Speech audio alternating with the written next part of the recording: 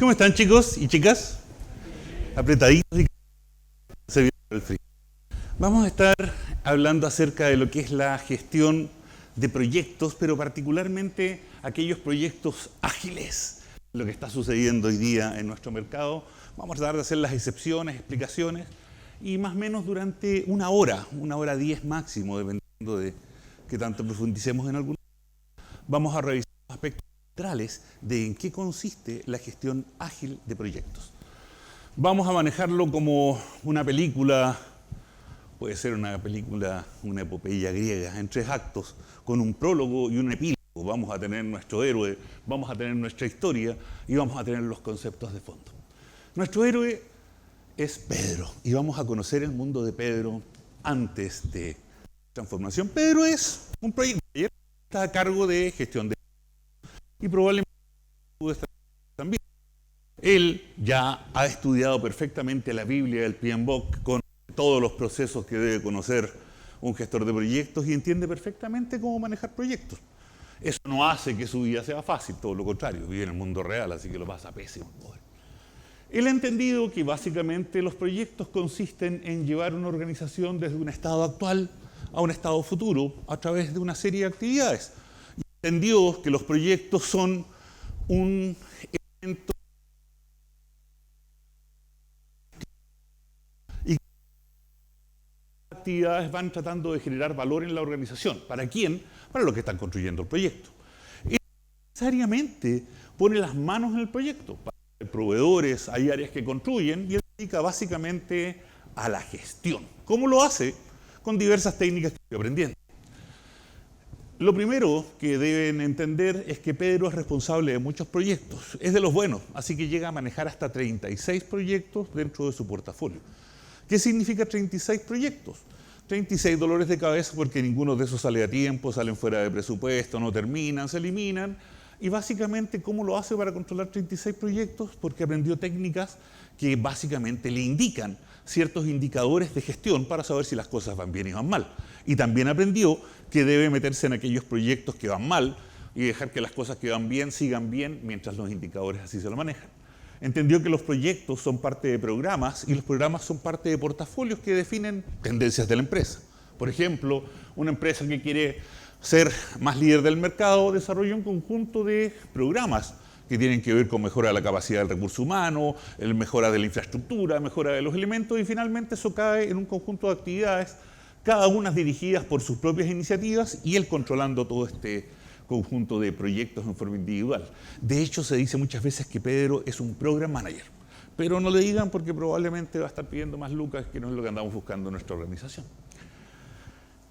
Él también ya entendió que la estrategia dirige un portafolio de actividades que llevan a programas y proyectos y una vez que el proyecto termina, el proyecto se entrega a la operación. De ahí ya no es responsabilidad de Pedro. Según la definición y los conceptos que él tiene en su cabeza, la operación no es parte del proyecto. La operación es la operación. Ahí terminó nuestro proyecto y ya está empezando el valor.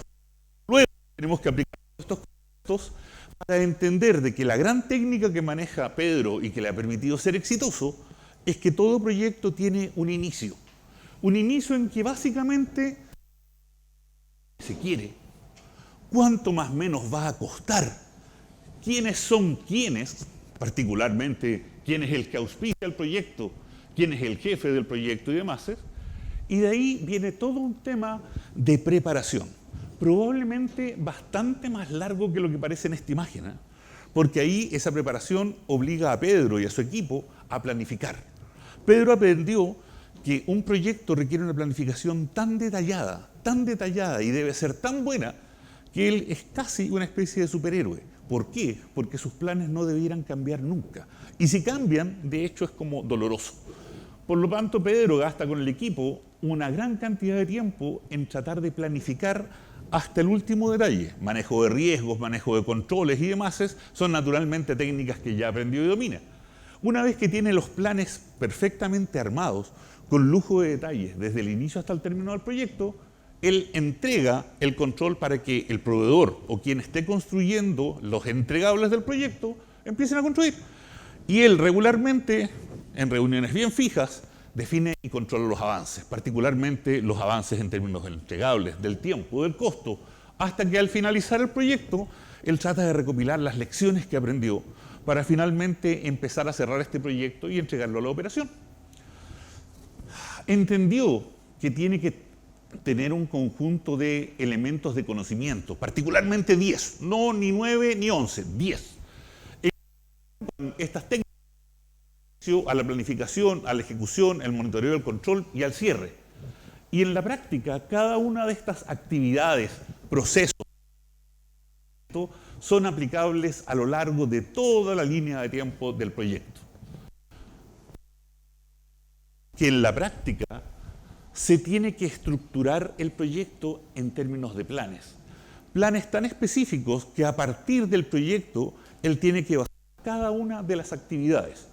Probablemente Pedro no tiene idea de cómo hacer estas actividades, pero sabe que hay una cantidad de expertos que lo pueden apoyar con respecto a ello, y para poder construir el proyecto utiliza el juicio de expertos que, entre otras cosas, le van a ayudar a dirigir estos 10 grandes áreas de conocimiento. El alcance del proyecto, el tiempo, sus costos, la calidad, la variación con respecto a lo esperado, los recursos humanos, cómo comunicar los avances, riesgos, adquisiciones e interesados. De hecho, aprendió que todo proyecto tiene que tener un kick-off, una gran reunión de partida donde tiramos fuegos artificiales y chaya para que todo el mundo sepa en la organización que el proyecto partió. Son proyectos largos, puede estar 1 año, 6 meses. Funciona, porque si no la gente se olvida del proyecto. La verdad es que la gente igual se olvida del proyecto. Pero bueno, aprendió a controlar el uso de recursos, que no es igual en todo momento. Al inicio se utilizan pocos recursos, al final también, pero durante la etapa de planificación y construcción los recursos aumentan. Aprendió a construir cosas místicas como diagramas de red, diagramas de barra, listas de actividades, e incluso cosas mágicas como una Gantt, utilizando productos también místicos como Microsoft Project, Clementine y Excel también, que era la que gran parte de las cosas finalmente lo hacían en Excel. Pero ¿qué incluía esta cosa mágica? El uso de los recursos, tiempos de inicio, tiempos de término, cuánto pudiera extenderse, no extenderse. Él controlaba 36 proyectos, no iba a dejar nada al azar. Era definir rutas críticas, es decir, cuándo se inicia un proyecto, cuándo termina un proyecto y qué hacer en la medida que voy avanzando o retrocediendo con respecto a esto, sabiendo incluso. Vamos a hablar entonces de que Pedro tenía la capacidad de estar manejando todo este tipo de elementos y de controles. De hecho, la ciencia de Pedro era que había aprendido a controlar los proyectos con este índice. El valor que llevaba a la fecha versus el valor planificado y determinar con respecto a eso si el proyecto iba bien o mal. Él no se preocupaba de la Gantt, había aprendido que la técnica era controlar este SPI. Y a partir de este SPI incluso podía determinar el costo del proyecto. Si él tenía control, del proyecto en términos del tiempo y tenía control del proyecto en términos de los costos, Pedro salía bastante bien parado de la situación. Todo esto lo aprendió de un libro mágico que se llamaba el PMBOK, el libro de conocimiento de la gestión de proyectos, hecho por un grupo de gurús conocidos como el PMI, el Project Manager Institute. Y todos los que han tomado un curso del PMBOK saben que en realidad es imposible hacer todo esto, pero por lo menos la teoría es re bonita, ¿no es cierto? ¿Quiénes han tomado un curso del PMP, el PMI, una certificación y se dan cuenta que tiene re bonita? Pero úsalo en la práctica, ¿sí o no? Oh, es imposible, ok. Pero supondremos que Pedro, en nuestro mundo ideal, lo trata de hacer. Y la verdad, simplemente lo trata de hacer. Porque en términos reales, la curva de costo no tiene nada que ver con la realidad. Y eso que son proyectos importantes, o sea, plantas petroleras, instalación de nuevos edificios, cambios de sistema. Aprendió incluso a ver el futuro Pedro, porque sabía que en la medida que estaba revisando solamente por hitos, las cosas se perdían, así que manejaba otros índices como el TCPI y cosas por el estilo. Pero en términos reales, un buen gestor de proyectos, alguien que tenga la certificación PMP, es un tipo que maneja básicamente indicadores. Y puede manejar 30 proyectos porque esos indicadores le dicen la situación. Y se le arrancarán 10 proyectos y ahí se mete, utilizando técnicas más místicas que las vistas. Pedro también gestionaba los recursos. Se preocupaba de que cada uno de los participantes estuvieran donde él necesitaba que estuvieran, apoyando el proyecto, dirigiendo el proyecto y demás. Obviamente Pedro no presentaba resultados perfectos y su mundo era bastante imperfecto. Imperfecto en el sentido que los proyectos no terminaban a tiempo. Producían una frustración, particularmente en el negocio, porque muchos de los proyectos nuevos eran soluciones de software, apps y cosas por el estilo. Y en 6 meses no terminaban, salían en 8 meses, salían todas mal, era un desastre. Así que Pedro sobrevivía, buscaba pega, se inscribía en LinkedIn, sabiendo que las cosas a la larga podían terminar mal, pero su mundo imperfecto funcionaba. Ese es el prólogo. ¿Quiénes se sienten identificados un poquitito por Pedro hoy día? Bueno, los que trabajan en proyectos. En nuestro primer acto irrumpe la terraformación, en realidad la transformación, aunque parece más terrorífico. Una interesante disrupción ocurrió hace más o menos 7 años, y uno la veía como cositas cool, que el Uber, que el Netflix, que estas apps. Pero estas disrupciones que se caracterizaban todos por ser aplicaciones que funcionaban en celulares, tenían bastante más detrás. Empezaron a dejar a taxistas furiosos e indignados, sin pega. Empezaron a dejar a canales de televisión en quiebra. Empezaron a preocupar a la banca, producto que aparecían cosas místicas como Bitcoin. Empezaron a preocupar a las telco. Y todas estas empresas que son de verdad, chilenas y extranjeras, dijeron, jejeje, ¿sabéis que esta cosa no es tan cool? Porque estamos perdiendo mercado e incluso puede que desaparezcamos de acá. ¿Cómo funcionan estas soluciones? Bien, no tenemos idea muy bien cómo funcionan, pero ¿sabéis qué? Sí hay un mensaje. Los empresarios van a tener que transformar sus compañías en empresas digitales para sobrevivir y esta transformación va a tener que ser mucho más profunda que solo invertir en la última tecnología. Porque si bien puede ser que no quiebren si no implementan estas habilidades digitales, lo más probable es que deberán establecer nuevos modelos de negocio que consideren utilidades con márgenes mucho menores. Y eso aún es complejo, incluso puede ser mucho más difícil que implementar esta transformación digital. No es una realidad lejana, esto es fuente de estudios de la Universidad Católica, y en Chile el 70, si no el 80% de las empresas están haciendo algún tipo de transformación digital, ¿sí o no? Ya les dijeron, sean ágiles, y todos somos ágiles. No tenemos la más mínima idea qué es ser ágil, pero cachamos que de repente nos mandan a hacer Scrum, y uno le pregunta a los directores, y los directores, guardando el respeto, pero tampoco cachan muy bien lo que es ser ágil, pero necesitan que seamos ágiles, porque hay que ser como Netflix, como Uber, como todo ese tipo de cosas. Y Pedro ve esta cosa de lejos y dice, ok, será otro proyecto más, no tiene mayor drama. Sin embargo, al tratar de darle doble clic, se da cuenta que la transformación digital no es en sí un proyecto, es una mentalidad. Inicialmente hablamos de digitización, es decir, transformamos lo análogo en digital. MP3, ¿se acuerdan de esas tonteras cuando uno empezaba a bajar música y casi quebró la industria de la música? Bueno, eso fue la digitización. Después de eso ocurrió la digitalización. Tecnologías que permitían utilizar esto. El DVD, el manejo de todo tipo de tecnología asociada a este manejo de cosas digitales. Y hace más o menos 8 años, junto con asegurar de que estaba apareciendo una tecnología llamada virtualización, y esta virtualización se hizo más barata y disponibilizó infraestructura, esta cosa produjo un boom. Y empezaron a aparecer tecnologías tan potentes como la virtualización, la Internet de las cosas, muchas tecnologías que hoy día las empresas requerían de usar. Al menos las empresas que producían Airbnb, Uber y demás ya estaban utilizando. Y se le empezó a armar al concepto de transformar la cabeza para pensar en términos de cómo usar estas aplicaciones en el negocio a la transformación digital.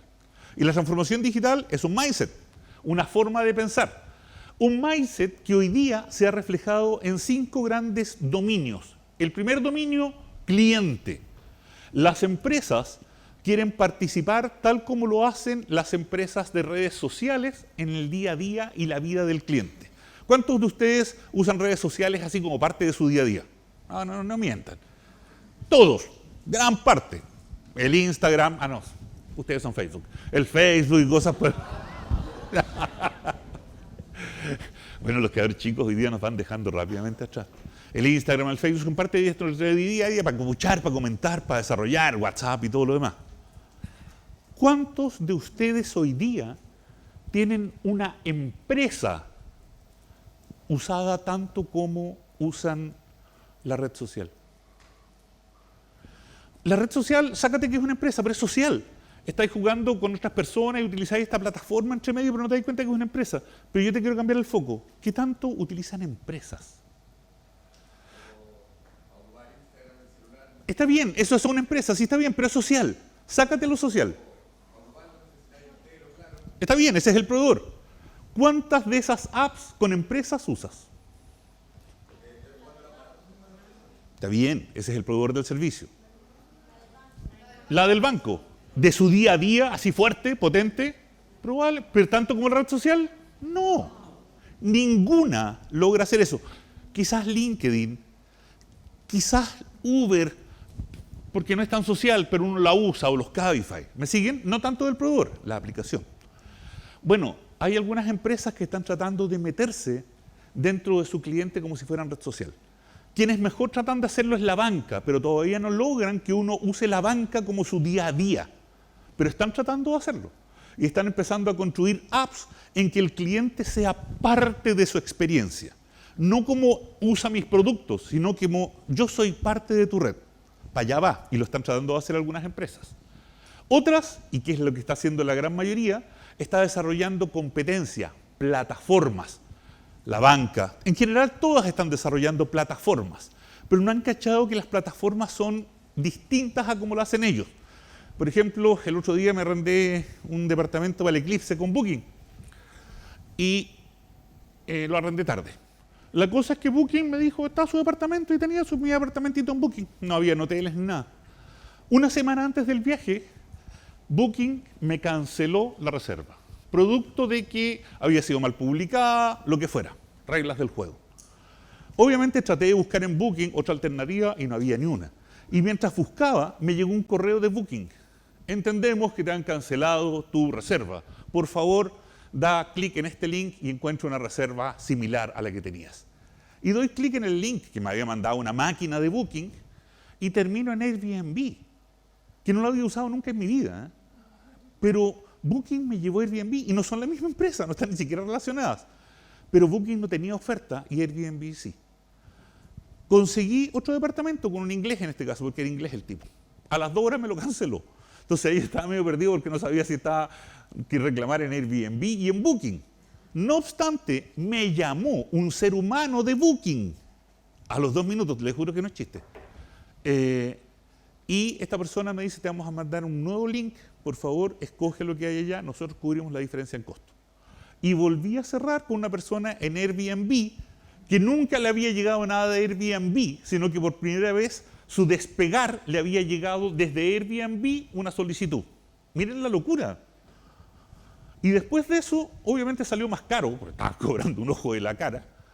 Y yo finalmente pagué la tarifa original. ¿Qué pasó entre medio? No tengo idea, pero hablé con Milena, que era quien me había dado el departamento, y me dijo, no, me pagó.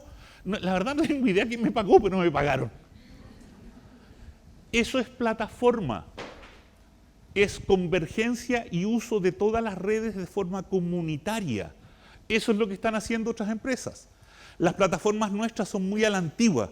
Si van a la banca y la banca no tiene un servicio, lo inventa y es revenca el servicio. En cambio, no, que la competencia sacó esto, ellos lo sacan. No es así.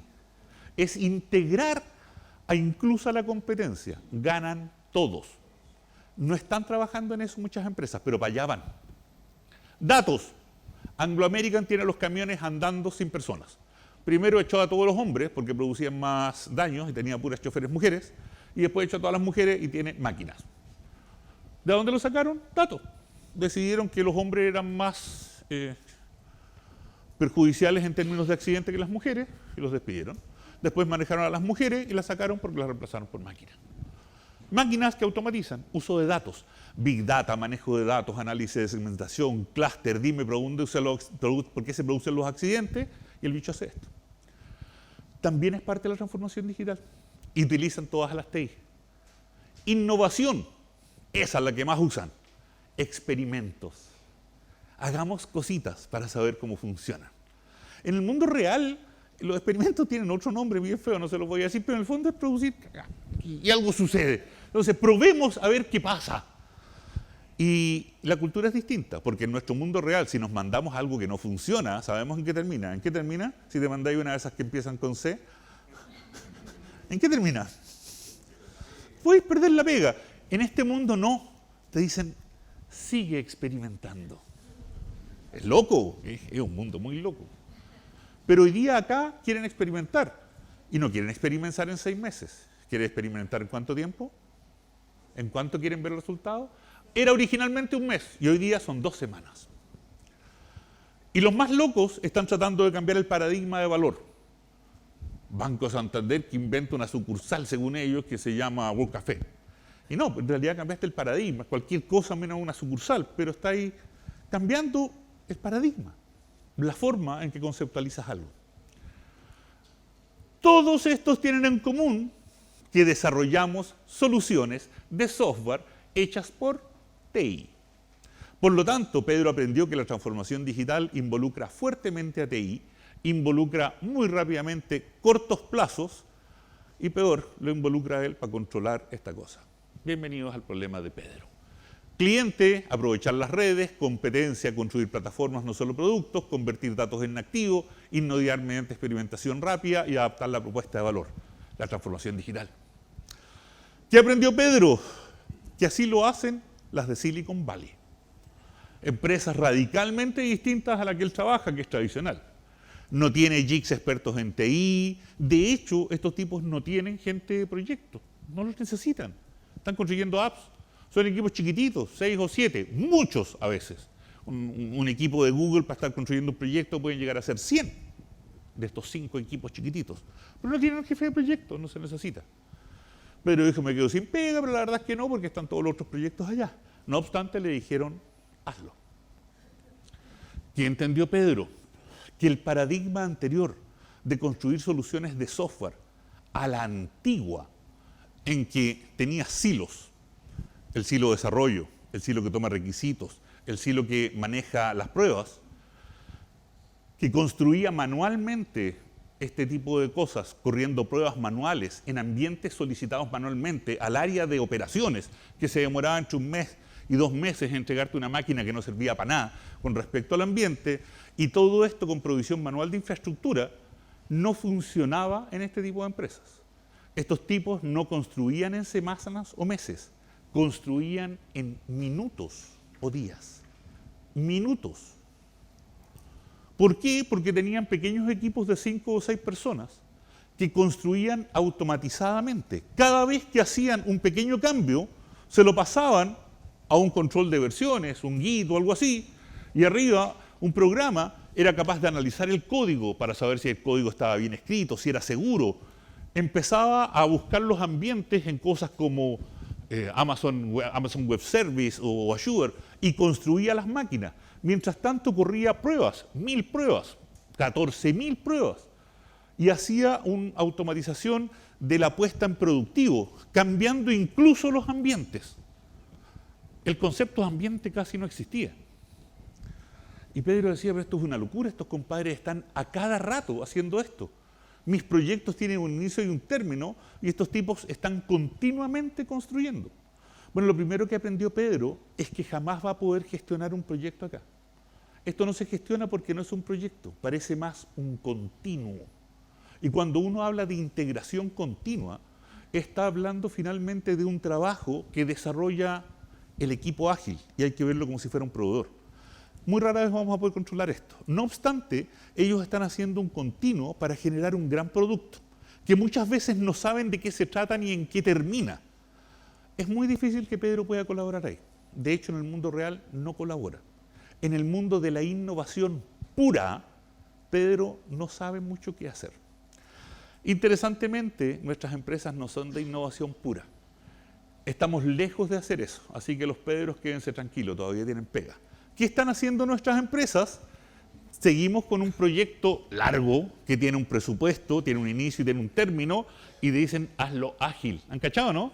Seguimos con proyectos a la antigua, pero hay que hacerlo ágil. Y dice, si un proyecto que inicia término, hagámoslo en el modo tradicional. No, la verdad es que el modo tradicional no funciona.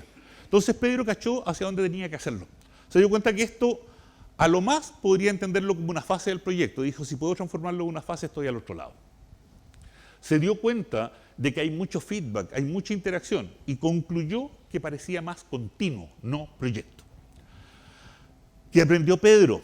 Que los proyectos ágiles no funcionan controlados por planes, funcionan controlados por valor. Por lo tanto, él jamás va a poder armar un plan como elemento de driver conductor, porque lo relevante es entregar valor rápido al negocio. No es tener un plan que cumplir, es generar valor rápido. Aprendió que en el mundo de él los recursos son variables, pero en el mundo ágil los recursos son fijos. Estos equipos son fijos y no cambian nunca, bueno y malo. Parten con 5, terminan con 5, parten con 8, terminan con 8. No son variables como en un proyecto tradicional. El tiempo también es fijo, por lo tanto no tiene que manejar holguras, 2 semanas. Lo que varía es la funcionalidad, lo que Pedro entendía como el alcance. Tratando de entender eso, él dijo, ok, la forma de pensar de estos equipos no es en silos, sino que es como un equipo integrado. Operaciones con desarrollo trabajan en conjunto junto con pruebas. Y tengo que ser capaz de entender de que el cliente está recibiendo valor muy rápidamente. Por lo tanto, no espera un proyecto porque yo le entregue a la Mona Lisa. Ellos quieren una mujer sentada en posición pastoral. Y en una primera iteración tienen a la mujer sentada en posición pastoral, tapándose la boca. El cliente no le gusta y decide que mejor se cruce las manos. Decide que se puede mejorar pintándola, decide que se puede mejorar pintándola de negro y puede terminar acá. El proyecto podría haber terminado acá incluso. Pero la entrega de valor es paso a paso. Interesantemente, se dio cuenta de que estos proyectos cortitos, 2 semanas, mantenían alta visibilidad. 2 semanas pasan volando, así que todo el mundo tiene presente el proyecto. No era necesario hacer su reunión de kick-off para una fase corta del proyecto. ¿Por qué? Porque el proyecto tradicional hacía el kick-off, se olvidaban y al final tiraba chaya de nuevo para que el proyecto se acordaran. Pero acá tenía que hacerlo en 2 semanas. Sobre lo mismo, el riesgo se reducía mucho más rápido porque rápidamente generabas valor. Entregabas más rápidamente valor al negocio. Bien. Se dio cuenta de que iba a tener que empezar a trabajar en un mundo bimodal. Su mundo tradicional, basado en modelos tradicionales, confiable, basado en planes, con proveedores empresariales, centrado en una TI, iba a tener que convivir con un modelo ágil, centrado en valor, con equipos mucho más tangibles. Pero en la práctica tenía que encontrar una forma. El problema que se encontró es que cuando empezó a dar clic de dónde venía esto, se dio cuenta de que los ágiles preferían la respuesta ante el cambio que seguir un plan. Así que pensó seriamente que sus planes tenía que hacer algo con ellos, también bien feo de decir, que no lo voy a decir, pero que tiene que ver con hacerse un lulo. Tenía que ver también con colaborar con el cliente por sobre el contractual, es decir, yo voy a aceptar que el cliente cambie lo que quiera. Y en mi mundo los cambios eran mal vistos. Preferían que las cosas funcionaran por sobre la documentación. Y gran parte de mi mundo consistía en documentar hasta los respiros. Y preferían personas por sobre procesos y herramientas. Pedro veía y anticipaba lo que se venía. Bueno, ¿qué hizo nuestro amigo Pedro? Pedro entendió que ágil o agile o ágil es más que nada un concepto que agrupaba muchas técnicas distintas de construir en 2 semanas. Con estas reglas. Lean, XP, Kanban. La gracia es que permitía responder en ambientes turbulentos o en el mundo que es real, cuando el cliente no tiene muy claro lo que quiere. Pero si el cliente tiene muy claro lo que quiere, probablemente tenía que utilizar su mundo tradicional. En este mundo ágil había un participante re particular que se llamaba Scrum, que era un método, y que por algún motivo medio desconocido se hizo el más popular del mundo. Probablemente por la facilidad de explicación, pero no necesariamente porque es fácil de entender. Cuando uno comparaba entonces la agilidad, iteraciones, versus el modelo tradicional, Pedro logró entender que la agilidad no tenía que ver con rapidez, tenía que ver con iteraciones, con hacer las cosas muchas veces. ¿Cuánto? Cada 2 semanas. ¿Cuánto duraría el proyecto? Bueno, si el proyecto ya tenía duración fija de un año, íbamos a hacer todas las iteraciones posibles dentro de un año, 112. Si duraba 3 meses y hacemos de duración de 2 semanas, no se complicó en eso. Y entendió que una forma de enfrentarse a esta agilidad que tiene sus pros y contras es tratar de entenderlo como un proyecto faseado. La agilidad tiene buena adaptación ante circunstancias cambiantes, tiene buen retorno a la inversión, construye productos adecuados. Lo malo es que no es fácil determinar la funcionalidad ni tampoco el esfuerzo, por lo tanto podemos terminar relativamente mal. Scrum se transformó en el representante por de facto de cómo construir soluciones ágiles, cómo hacer esta fase. Y Scrum tenía características bien particulares, roles, ceremonias y artefactos. Cuando uno ya le dicen ceremonias y artefactos suena como a dogmático, a sectario. Puede ser. ¿En qué consistía Scrum? 3 roles. Un equipo, JIC, interdisciplinario, de gente informática que era capaz de hacer todo, pruebas, programación, desarrollo, multifuncionales, conocidos como perfil T. Eso también Pedro aprendió. La gente que trabaja en los equipos ágiles tienen perfil T. Antes los perfiles eran I, especialista. El tipo sabía de servidores, sabía, no, yo soy programador, yo soy full stack. Y te hablaban de un perfil así, I. Ahora buscan T, que es T, primero la parte de arriba, mar de conocimientos, milímetros de profundidad. Alguien que trabaja en un equipo ágil tiene que hablar de Kanban, de DSDM, de servidores, de redes, de networking, aunque no entienda mucho. De hecho, eso se busca. Pero en alguna de las tonteras que habla, el tipo sabe, y sabe mucho. Es un perfil T. Y el equipo ágil, cuando uno lo junta, le queda una especie de rectángulo, un equipo duro, porque intercambian capacidades. Así que si hoy día están en perfil I, vayan pensando, no, que yo soy Pedro, soy especialista en proyectos. Ok, compadre, pero necesitáis hablar de todas las estupideces que estoy hablando yo como si supierais. Pero en el fondo tenéis que tener la capacidad de bajar en una. Y muy bien, no te pueden pillar.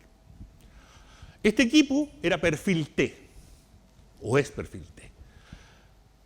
Hay una especie de mentor, tutor, coach, guía espiritual que se llama Scrum Master, preferentemente mujeres que guían a este equipo ante situaciones tales como me está hinchando el cliente, me habla directamente, no me gusta el sillón que estoy porque son bien ñoños los del equipo, entonces le hinchan a este Scrum Master para que les facilite la idea. Hay un tipo del negocio, Product Owner o tipa del negocio, da lo mismo el sexo, que es responsable de que lo que el negocio quiere en esas 2 semanas exista como tal. Y finalmente está nuestro reyesito, que es el cliente que le dice a este qué es lo que hay que hacer. ¿En qué consiste Scrum? Bueno, básicamente hay 3 artefactos. Un backlog, un conjunto de requisitos, no como los requisitos que Pedro conocía. Unas cosas mucho más simples. Yo quiero esto. Ah, ¿es un requisito? Sí. Ah. Después de eso, había un subconjunto de esto, que no necesariamente era un subconjunto, pero era lo que se iba a hacer de esto, más otras cosas que se le ocurría al reyesito, que se iban a hacer en estas 2 semanas. Y finalmente en esas 2 semanas se produce una cosa que funciona, que le vamos a decir producto mínimo viable. Básicamente las cosas que se están haciendo acá, las historias, se pueden estar listas o terminadas, y hay que definir lo que es listo y terminado, y hay varias cosas que ocurren. Primero un sprint de 2 semanas, una iteración en la cual yo agarro esto y lo transformo en esto. Después de eso, una reunión diaria en la que veo básicamente coordinación y compromiso, de 15 minutos. Existen al mismo tiempo pseudo planificaciones diarias que ocurren en esto. Estas historias empezaban a ser revisadas al término del sprint y finalmente teníamos la producción de este producto mínimo viable. Este era el flujo de Scrum. A partir de una meta desarrollábamos una planificación, construimos un backlog, un sprint que produce un producto mínimo viable que deja feliz a nuestro reyesito. Eso entendió nuestro amigo Pedro, que era como debía funcionar su proveedor que construía las soluciones. Y al mismo tiempo, esta gente trabajaba con varios objetos sociales que le permitían verificar los avances. Lo primero que Pedro entendió fue, dado que no voy a poder aplicar todos mis métodos en un proyecto de innovación típico, porque estos tipos están innovando y básicamente están saltando de fase en fase para cambiar incluso todo el proyecto, lo que yo puedo hacer es algo feo, que de hecho no se puede considerar exactamente ágil, pero es práctico, tal como las cosas que están haciendo nuestras empresas, en que nos están diciendo que hagamos proyectos tradicionales ágiles. Si el modelo tradicional tenía análisis, diseño, implementación y pruebas y lanzamiento, yo puedo tratar de entender de que si utilizan Scrum y van a hacer muchas iteraciones de 2 semanas, cada una de estas iteraciones puede tener un conjunto de actividades previamente definidas. Y acompaño esto de una fase de inicio y de una fase de lanzamiento, en la cual el producto mínimo viable ya se dice terminó. Porque recuerden que de nuevo estamos enfrentados a que la organización maneja un proyecto. No es que estén innovando, son muy pocas las empresas que hoy día están efectivamente innovando. Es decir, les pasan un palo verde y les dice, juega, y te doy 3 años antes de eso, y se te ocurre una idea, se te ocurre otra, pivoteas. Eso es re difícil de controlar, y es mejor dejar el control empírico directamente dentro del equipo. Pero si queremos tener un proyecto como tal, tradicional, que le están pidiendo que lo facen y que lo hagan en ágil, porque todo el mundo les dijo que hay que hacer en ágil, creo que esto no deja de ser malo. Perdón, no tan malo.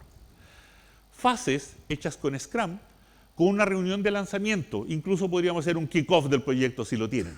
¿Qué esperaremos que haya acá? Una justificación comercial que nos indique cómo ir viendo fase a fase si la cosa sigue rentable o si simplemente se chaquiró. Y una vez que se acabó el plazo del periodo, decimos, esto es el producto final, chayas, aplausos y demás. Por lo tanto, transformamos un proyecto tradicional que empieza a entregar el resultado final en términos del trabajo pendiente solamente al final, en un proyecto de tipo Scrum en que el trabajo pendiente empieza a reducirse rápidamente y fase a fase vamos considerando esto. Esa es la primera técnica que aprendió Pedro, aceptada. Ágil, definitivamente no, pero útil para estar controlando proyectos en forma ágil. ¿Y cómo separamos el proyecto? ¿Cuáles serían las fases? Una fase de inicio muy parecida a la del PMBOK, en la cual formamos el equipo Scrum, desarrollamos épicas. ¿Qué debiera esperar, por lo tanto, es un PM? ¿Cuál es la pega de un PM en esta primera fase? Asegurar de que el proyecto tenga una justificación comercial clara. ¿Qué esperáis de este proyecto? Dame grandes números, no números detallados, que hay un número que indique cómo saber si estaba bien o mal. Que por lo menos hay una épica, una gran historia que defina de qué se trata esto y que les dé un norte, porque si no, estos compadres ágiles pueden iterar hasta el infinito. Acá nuestro PM, por lo tanto, sí participa dándole dirección y norte al proyecto. Después va a venir lo que se va a conocer como el ciclo Scrum, y este se va a repetir todo lo que sea. Y terminamos en un lanzamiento. ¿Qué ocurre durante la planificación y la estimación? Bueno, ocurre la planning del Scrum, donde se planifica y se estima, y básicamente se crea el Sprint Backlog. Por lo tanto, la reunión que dura 4 horas o un día en Scrum, la vamos a tratar como una fase que vamos a controlar. ¿En qué va a participar el Scrum, el Product Manager acá? Probablemente bien poco, excepto quizás manejando indicadores. Vamos a hablar cuáles. Después de eso, viene una implementación que hace el Scrum Master, ayuda al equipo, que hace el Project Manager, se asegura de que sus mediciones estén lo más finas posibles. ¿Por qué? Porque él sabe que las fases le van indicando cómo va el proyecto en general. Recuerden que estos trabajan fase a fase, producto mínimo viable, producto mínimo viable, si van bien, si van mal, no lo saben. Y finalmente la revisión respectiva, vamos a validar que esto calce con los otros proyectos que estamos manejando. ¿Hasta cuándo? Hasta que terminó la duración del proyecto y a eso le decimos reunión de lanzamiento y finalmente a eso le ponemos la bandera, a pesar de que ya estaba funcionando hace bastante tiempo en productivo. En la fase de inicio, creamos la visión, identificamos el Scrum Master, formamos el equipo Scrum, desarrollamos las épicas, creamos el backlog. Elementos básicos que tienen que estar acá. Una visión del proyecto, un documento rasca, una mega épica que diga para qué sirve y cómo validarlo comercialmente. Herramientas, reuniones, la reunión de validación, pero básicamente la salida principal acá es una reunión básica donde esté la visión del proyecto. Después necesitamos conocer al Scrum Master, a las otras partes interesadas, el equipo Scrum y lo fundamental, validar que existan las épicas y las personas. Herramientas, Joint Application Design, herramientas para poder reunirse, estimar, tener una visión completa con respecto a esto. Y las personas. Las personas o los prototipos son los elementos con los cuales el equipo va a conocer esto. Muy rara vez los equipos ágiles, el Scrum Master los guía con respecto a estas actividades, pero uno como PM que tiene la visión completa de todo el proyecto tiene que asegurarse que existan personas prototipo sobre los cuales probar las condiciones en que se están manejando. Y además de esto, podemos utilizar técnicas de priorización del backlog, como técnicas de Moscú, en que esta aplicación must have, should have, could have, won't have con respecto a lo que requiere el proyecto, y análisis de Kano. Técnicas que habitualmente los equipos ágiles no hacen uso porque están centrados en una priorización basada básicamente en planning poker. Pero acá nosotros estamos viendo 12 iteraciones futuro. No vamos a planificar más que una. Nunca, jamás vamos a caer en el error de hacer una segunda planificación de sprint. Vamos a trabajar en el primero, pero tenemos que tener una gran visión de lo que viene. Y si cambia, bueno, vamos cambiando el proyecto completo.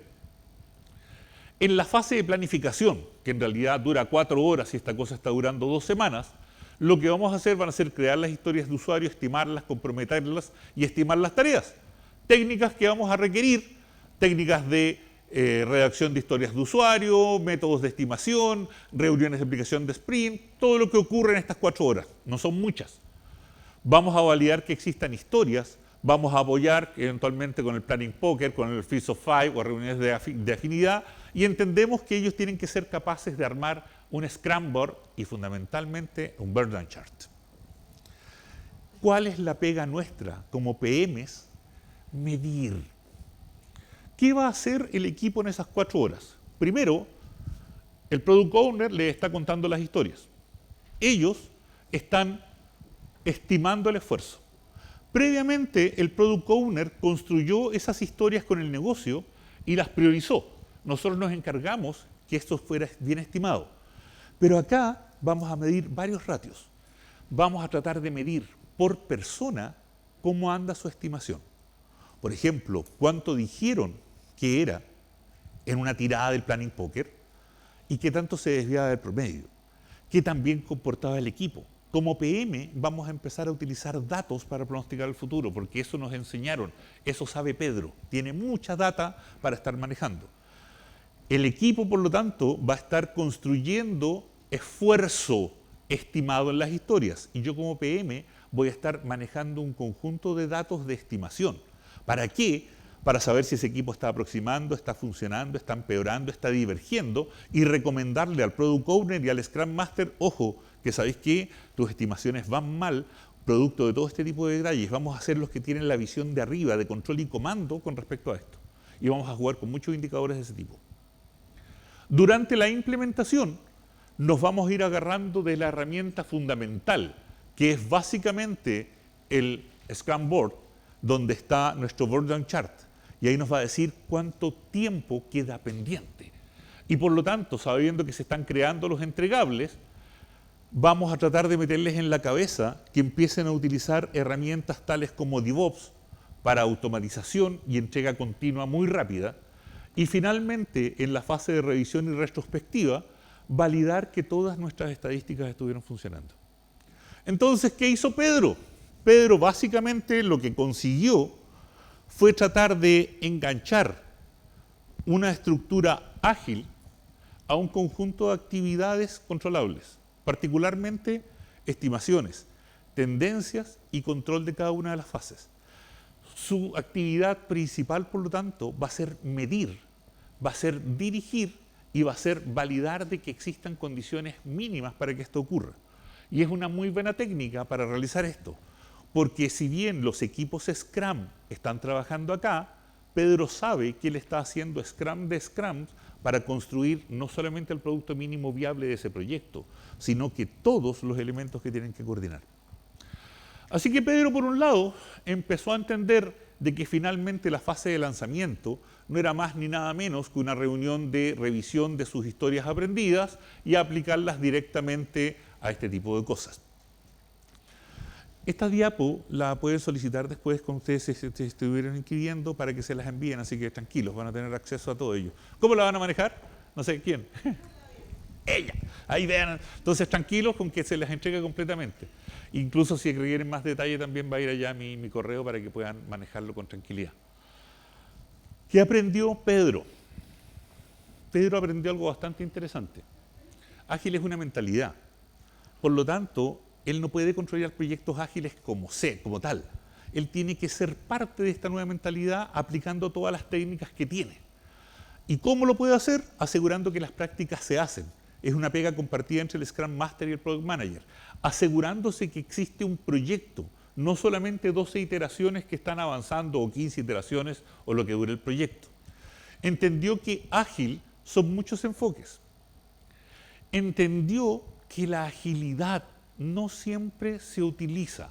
Por ejemplo, los enfoques ágiles o adaptativos funcionan bastante bien cuando hay incertidumbre alta respecto a lo que se quiere y cuando hay incertidumbre alta respecto a cómo se quiere lograr. En cambio, si existe baja certidumbre, es decir, existen requisitos claros y existe una muy buena visión de lo que se quiere, por ejemplo, implementar SAP, por hacerle propaganda a algo, lo más tradicional es utilizar un método sencillo, y el método sencillo es el método del PMBOK. Por lo tanto, no se pongan a hacer locuras. El ágil es cuando hay incertidumbre de los requisitos, incertidumbre con respecto a la funcionalidad, incertidumbre cómo es lo que se quiere. Pero echar a andar una implementación SAP ágil, creo que se van a meter innecesariamente a tratar de sacar un clavo con un alicate. Y puede funcionar, pero creo que es mejor un martillo. Entonces, el martillo está acá. Si en cambio tienen alta incertidumbre tanto en los requisitos como en la forma de ejecutar, probablemente ahí se están metiendo en un forro y da lo mismo la técnica que usen. Pero ponerse a armar algo que uno no sabe cae directamente en procesos de innovación pura. Experimentación una tras otra, pivoteo, desarrollo. Muy difícil de gestionar y en general no les aconsejo que gestionen proyectos de ese tipo porque les dejamos solamente al equipo que vayan construyendo. De repente le pegan el palo al gato y cuando le pegan el palo al gato se les va a transformar en un proyecto, pero dejen la etapa de innovación y elucubración a su naturaleza. Vamos a encontrar algo. Recuerden que la gente de innovación busca ideas viables y apenas le pegaron el palo al gato con esta idea, empiezas a armar un proyecto y le metes capital, resultados y todo lo demás. Pedro entendió que hay distintos tipos de proyectos. El tradicional y predictivo, que es el que va a utilizar para implantar un ERP, para armar una nueva tienda, para construir lo típico y tradicional, que tiene básicamente requisitos fijos, actividades realizadas una vez para todo el proyecto con una entrega única y que básicamente lo que interesa es controlar costos y indirectamente tiempo. Van a existir proyectos iterativos en que los requisitos son dinámicos. Se repite todo hasta que esté correcto con entrega única. Van a existir proyectos incrementales con entrega frecuente y van a existir los ágiles que tienen repetidos desde que está correcto y todo lo demás. Veámoslo en un mono. El grado de cambio de un predictivo es bajo. De hecho, un PM sabe que no quiere cambios en un proyecto y por eso trabaja con proyectos conocidos, con la certeza. En cambio, en un ágil es alto. Monos, el predictivo, el tradicional. El iterativo, hacemos las fases y podemos iterar con prototipos con respecto a esto, pero hacemos una única entrega. De ahí caemos en los incrementales, que son más parecidos a los ágiles, en que hacemos todas las fases, todas las fases, todas las fases. ¿Cuánto podemos jugar con esto? Lo que queramos, no hay cuerpo de conocimiento único, así que lo que nos ocurramos e inventemos vale, así que podemos hacer ágiles basados en iteración, ágiles basados en flujo, como queramos. Pero lo importante es que son fases, y las fases las controlamos con lo que ya les estaba indicando, indicadores de resultados de fase, tendencias y demás. De ahí aparecen cosas místicas como los enfoques híbridos que parten ágiles, después predictivos. Pueden jugar, sepan que mientras más juegan, más fuego están metiéndole. Les aconsejo que se queden con los tradicionales, estos. Esta es la que se está vendiendo como mal en la cabeza hoy día, la que les enseñé. O sea, el proyecto grande lo parten en fase y lo van controlando con esas tonteras, no es más allá que eso. Van a dejar contentos a sus jefes que están trabajando ágil en un proyecto. No tiene nada que ver con la innovación, pero básicamente es una buena técnica para algo que está mal hecho. Mundo imperfecto de Pedro. ¿Qué podemos controlar más allá que lo que controla el equipo? Primero el burn down. Pero si lo está haciendo el ágil, ok. Pero tu burn down deberías tenerlo tú claramente armado, independiente del equipo de ellos. ¿Por qué? Porque así como estás controlando cuánto queda, empieza también a controlar cuánto se hace. Hay pequeñas sutilezas en Scrum. Típicamente, los equipos que estiman cuánto les queda. Y cuando ellos están trabajando, suman los tiempos de las historias terminadas, en done. Aquellas historias que quedaron a medio terminar y no terminar, normalmente las meten en el próximo sprint, las meten en la nueva olla. ¿Se han dado cuenta o no? Pero lo que registran es cuánto hicieron, porque a partir de eso estiman el próximo sprint. Rara vez cuentan lo que sí hicieron, es decir, todo lo terminado más las horas pendientes realizadas. ¿Me cacharon? Eso también es un dato que muy rara vez... ¿Lo han visto? No, porque normalmente manejan el burn down para saber cuánto queda, pero no cuánto hicimos. Así que ya vamos a tener dos variaciones: lo que estimaron, lo que lograron hacer, lo pendiente y cuánto efectivamente pueden hacer, independiente si se termina o no. Ya estamos manejando más riqueza de información. Podemos manejar nuestro Kanban, pero del proyecto completo, no de las iteraciones con cada uno de ellos, sino que manejamos un Kanban proyecto, todas las iteraciones que se hicieron. Por lo tanto, podemos manejar a nivel de proyecto las características realizadas, no realizadas de cada sprint hasta estar viendo eso, con una visión de proyecto. Y por lo tanto, por cada una de las iteraciones, viendo cómo estuvo la iteración completa. Es más, podemos controlar, tal como lo hemos hecho siempre, nuestro SPI y nuestro CPI a partir de las funcionalidades completadas versus las funcionales planificadas. Por lo tanto, es mucho más sencillo el control de nuestros proyectos, porque sabemos cuánto fue planificado sobre lo completado y podemos efectivamente manejar todos los indicadores que eran sofisticados, determinados al comienzo, a partir de dos tipos de cosas. Incluso los costos son más simples, porque los equipos están cuadraditos y armados. Así que nuestro mundo se simplifica bastante, el control es simple y nuestra intervención es mínima. No obstante, tenemos que aprovechar de controlar el máximo de datos.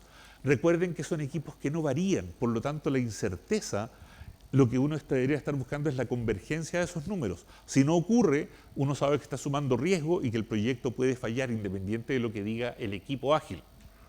Podemos, por lo tanto, estar manejando tiempos de ciclo, tiempos de entrega y tiempo de respuesta del proyecto completo. Y finalmente Pedro entendió que va a estar trabajando en bimodal, que ya tiene un conjunto de técnicas para controlar proyectos ágiles, que tiene un método para trabajar un proyecto faseado en fases ágiles, y aprendió a hacer convivir el PMBOK con la agilidad, aprendiendo sus diferencias. El enfoque iterativo promueve la participación de miembros del equipo. En el alcance, sabemos que el alcance va a ser variable por definición. El tiempo lo vamos a controlar lo mínimo posible, porque lo único que tenemos que saber es que las 2 semanas van a alcanzar y que tenemos que diariamente estar tomando estadísticas. ¿Por qué? Porque la reunión diaria es la daily, ocurre a la primera hora de la mañana. Tenemos que aprender de que los costos del proyecto también son bastante fijos, son básicamente HH, así que no hay que hacer tantas estimaciones y nuestro CPI, nuestro indicador de costos, puede funcionar bastante bien. La calidad de las variaciones aparece en natural producto del producto ágil, el uso de los recursos casi se puede medir en términos de la capacidad de tiempo y horas trabajadas, y finalmente el trabajar con las comunicaciones del proyecto se lo dejamos a los burn down y a los elementos que tengan que ver con los elementos centrales de riesgos. Y eso era, chicos, más o menos lo que aprendió Pedro. Pedro aprendió que sí conversan, que son animales distintos, que viven en mundos distintos, con reglas distintas. Pero el punto común que tienen tanto los proyectos ágiles como los tradicionales es que se pueden manejar con un único PM. Y Pedro sigue manejando 36 proyectos, solo que ahora son 10 tradicionales y 26 ágiles, que avanzan relativamente rápido. El mundo de Pedro sigue siendo imperfecto, solo que ahora más complejo. Sin embargo, está bien gestionado. Ok, esa era la sesión de hoy. Obviamente en 1 hora y cuarto, 1 hora 10, para contarles en qué está la transformación digital, cómo está funcionando, cuál es la pega del PM y entregarles algunos tips. Van a poder ver en el detalle de las diapos que hay muchas cosas que están entre líneas ahí para que las vayan leyendo y madurando si tienen el interés. ¿Quiénes participaron acá? El diploma en gestión de proyectos de tecnología e información como elemento fundamental, en que si ustedes lo toman, básicamente van a aprender acerca de preparación de proyectos tradicionales, lo que aprende Pedro, y entre medio de eso se meten a los temas de gestión de proyectos Lean, gestión de proyectos ágiles, manejo de datos y demás. Los invitados son el equipo docente, y que además es decente, y algunos minutos para preguntas y respuestas si les interesa. Chicos, ¿alguna pregunta habrá? No, nada, aplausos. Vamos a las preguntas, jueguen con las preguntas. Ya, aplausos, ya. Sí, ella. Yo no manejo esta la parte como pindi. Ella primero, ya voy en el micrófono. Ella primero. Señorina. Ok. Tengo dos preguntas. Vale. Ya. La primera es que, a ver, yo he estudiado la teoría de lo que es Agile y lo que es Scrum, pero todavía no lo aplico mucho, estoy recién cambiando el switch, pero tengo la duda porque tanta cosa híbrida me confunde un poco en los roles, porque veo que el PM no toma como el rol del Scrum Master. No.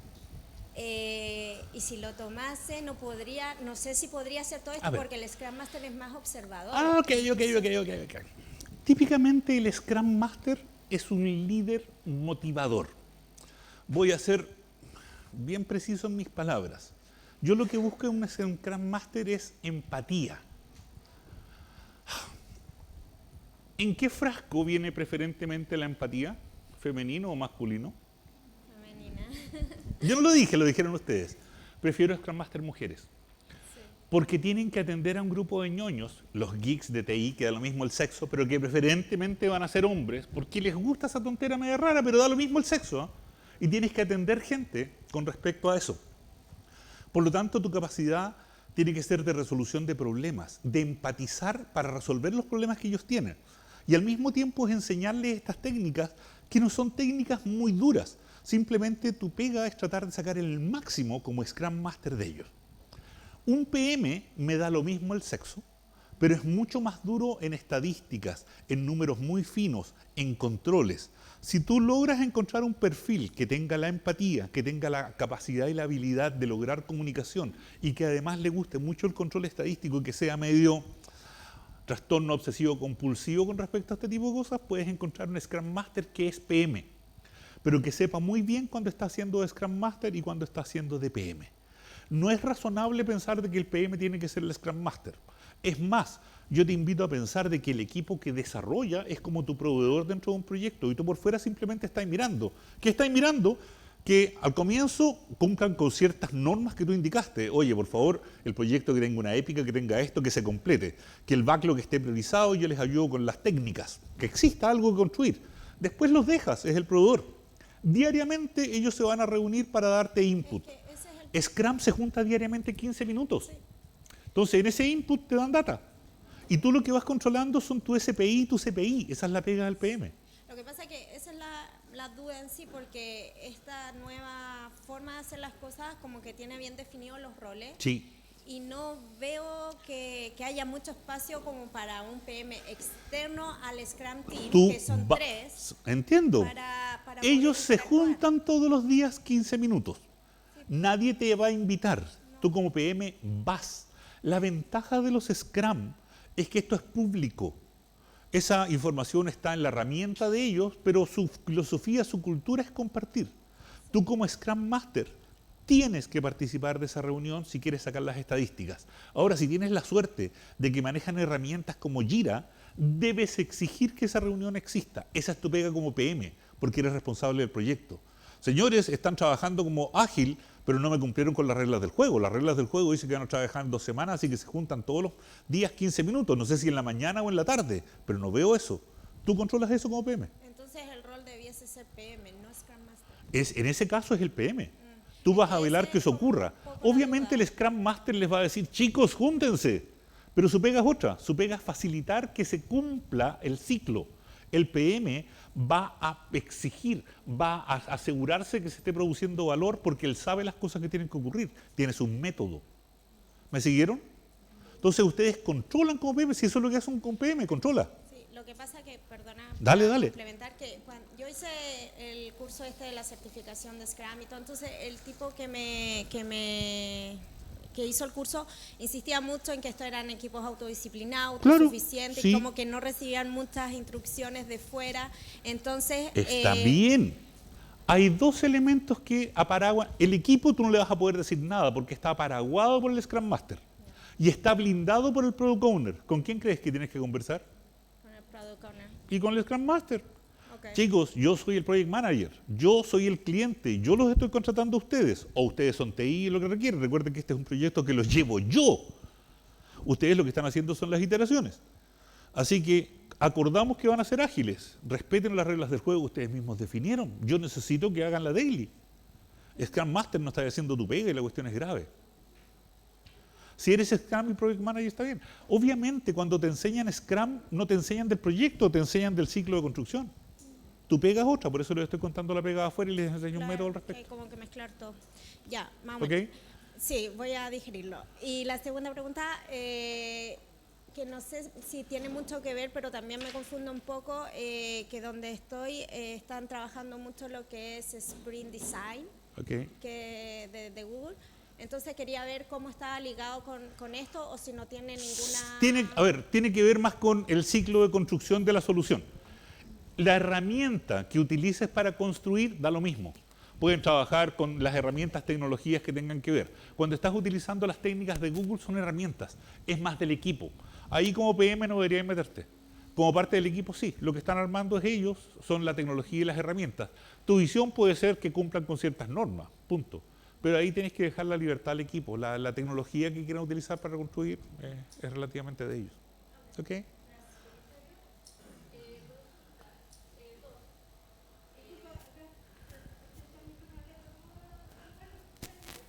Ya le guardo su pregunta. Ya.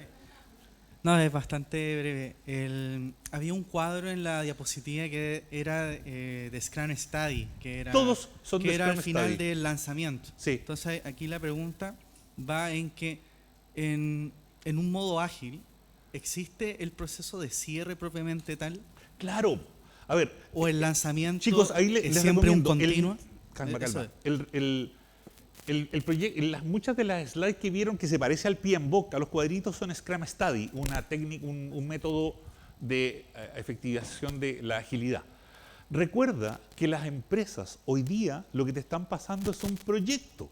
Te dicen, este es el proyecto, ya tiene presupuesto, tiene ROI, tiene VAN, tiene fecha de inicio y tiene fecha de término. Y te están diciendo, es ágil. ¿Sí o no? Eso es hoy día. No están iterando sobre nada, te están diciendo, hay que hacer este proyecto, oye, en 6 meses máximo tenéis que tenerlo, proyecto. ¿Y cuánto sale? Va con un presupuesto, va como proyecto tradicional, pero tiene que ser ágil. El lanzamiento va a ocurrir en el minuto en que termina el proyecto. ¿Qué haces básicamente? Chaya, si ya el producto está en productivo hace rato, pero no el definitivo. Recuerda que los convenciste que al ser ágil ellos van a ir viendo avances del proyecto, pero excepto que al final recién van a ver el producto del proyecto como tal. Pero el valor lo van recibiendo fase a fase. Por lo tanto, tu reunión de lanzamiento no es otra cosa que decir que a esas alturas terminó el proyecto, volviste como PM, cerraste lecciones aprendidas y cerraste tu proyecto. Que incluso puede que el negocio decida extenderlo y todo lo demás, pero tienes que hacer un corte con la fecha oficial que te dijeron del proyecto como tal. Si te lo pasaron. No estás en un ambiente de innovación permanente. Les pasaron lucas con fechas y plazos. El producto va a seguir vivo siempre, como en todo proyecto. Claro, tiene inicio y tiene término. Obvio. Y ese es tu lanzamiento. Bien, si tiene sentido. ¿Por qué? Porque la empresa todavía no cambia la mentalidad que no tiene que trabajar con proyectos, sino con innovaciones. Pero trata de explicarle a un director que, jefe, yo necesito 3 años y 3 palos verdes y déjeme. Eso está lejos. ¿Te quedó claro? Yo no decido. Allá. Belisa, la consulta, tú mencionaste de gestión ágil, gestión lean y el tema de trabajar en waterfall. Sí. Para mí, lo que yo tengo entendido, lean es como una filosofía, Agile también es como una filosofía y los métodos del PMI son métodos de programación, de planificación. Entonces, ¿qué tú entiendes por gestión lean y gestión ágil? Okay. ¿Cuál es la diferencia diferencia que hace entre gestión Lean y Agile Ya, particularmente. ya. Todos son filosofías. De hecho, el PMBOK, aunque me maten la gente del PM, tampoco es un método de gestión de proyectos. El PMBOK es un toolbox acerca de cómo se deben manejar proyectos. No obstante, tú necesitas, de un modo u otro, darle una cierta consistencia a las técnicas que estás utilizando para armar un proyecto. De hecho, a mí me gusta mucho controlar proyectos con un método, que es Prince, pero no voy a enredarles con respecto a eso. Prince es un método de gestión. Cuando habla uno de gestión, habla de administrar. Cuando hablas de administrar bajo el PMBOK, hay fases, actividades y ciertas cosas mínimas que tenemos. Cuando acabamos de hablar de administrar con Scrum Study, le pusimos un método de administración por fases a las distintas partes de un proyecto Scrum. Cuando se habla de administración Lean, lo que se está utilizando son iteraciones con Scrum, pero el foco no es tanto el valor, sino que el manejo de desperdicios. Y la idea también es darle fases. Por lo tanto, es utilizar técnicas de Lean para fasear un proyecto y poder manejar lo que hoy día está ocurriendo hasta que nuestras empresas entiendan que la lógica de esto logra su mayor valor cuando aplicas las mentalidades a innovación, a cliente, a algunos de los focos de transformación de valor. ¿Te hace sentido la respuesta? Mucho. Ahora, hablando desde la práctica, yo desde el 2012... Usa he esto porque la trabajado- gente va a quedar feliz. He trabajado desde el 2012 con temas ágiles. Difícilmente me he encontrado con equipos que trabajen autoorganizadamente. Finalmente el PM tiene que decidir Sí, mucho por dentro eso. del negocio. Y Sin otra duda. cosa es que los proyectos ágiles, que se dicen ágiles, se van escapando mucho del presupuesto inicial. Sin lugar a ¿ya? duda. Porque uno al final se transforma en la persona que está mediando con el sponsor, digamos, Sí. pidiendo más lucas siempre. Mientras para que- sigas teniendo un proyecto, vamos a tener todos los problemas de los proyectos, que el cliente no tiene claros los requisitos, y un proyecto tradicional se arranca en plazo y fase. Ahora lo que vas a hacer en Ágil, quizás vas a reducir un poquitito la incerteza, producto de estar manejando requisitos que a ciencia cierta sabes que son incompletos. Un buen PM jamás partiría con requisitos incompletos bajo el PMBOK, porque sabe que va a terminar mal, no es para eso, no es la herramienta. En cambio acá puedes iterar. Y es cierto, por eso te digo que hace más sentido a esta cosa media rara, que es que partáis un proyecto en fases y que lo vayáis controlando muy estrictamente. Por eso la pega del PM hoy día debe ser control, porque los equipos ágiles hoy día están lejos de empezar a producir resultados, y con Scrum están más lejos aún. Lo que estoy utilizar es otra cosa, que es DevOps, en que ahí podéis jugar a que la cosa sea más cierta, pero estoy completamente de acuerdo contigo. Pero por lo menos este es un método imperfecto que va a ayudar más a no hacer nada. ¿Ok?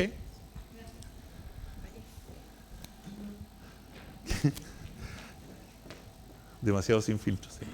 Gracias. Mi pregunta concretamente va por el paso productivo. Tienes un proyecto que vas a tener 5 sprints y en cada sprint vas a producir un MVP. Sí. ¿Pasas ese MVP a productivo al finalizar cada sprint o...? Ok. Eso depende mucho. Ahí el ágil se la saca con un tema que se llama la definición de DOM. ¿Ya? Cada vez que se trabaja en Scrum, ¿por qué hablo de Scrum? Porque todo el mundo está trabajando en Scrum. Si alguien está trabajando con XP o con Lean, que levante la mano de SDM, pero son re pocos. ¿Cuántos están trabajando con otra cosa que no sea Scrum? Uno, como un chiquitito, ya. Pero es lo mínimo. Entonces, bajo el concepto de Scrum, una primera de las actividades que ellos tienen que hacer es dar la definición de done. ¿Qué significa que terminemos esto? No ready, done. ¿Qué significa listo? Si alguien dice que listo es en productivo, en cada sprint venía en productivo. Es la definición de done. A mí me gusta mucho que los productos mínimos viables se toquen. Por lo tanto, terminas en productivo. Es más, si esos equipos ágiles trabajan con una cosa que se llama integración continua, tú pones en productivo cada vez que puedas, continuamente. ¿Cuál es la idea del sprint? Asegurar de que hay un punto de control sobre el cual se muestra ese avance. Si por otro lado la definición de done es un producto mínimo viable en un ambiente controlado, porque es un producto muy puntual y lo estamos trabajando en un grupo de control, que a lo mejor es productivo pero controlado, también. No es tema del PM, es definición del proyecto ágil, cuál es la definición de done. Y debería venir en la definición del producto. nosotros vamos a hacer este producto y no va a ser liberado hasta el final o va a ser liberado en etapas con respecto a esto, e incluso con temas híbridos. Pero en términos de recomendación, es estrategia del proyecto que estás manejando, no necesariamente del PM. ¿Ok? En mi opinión.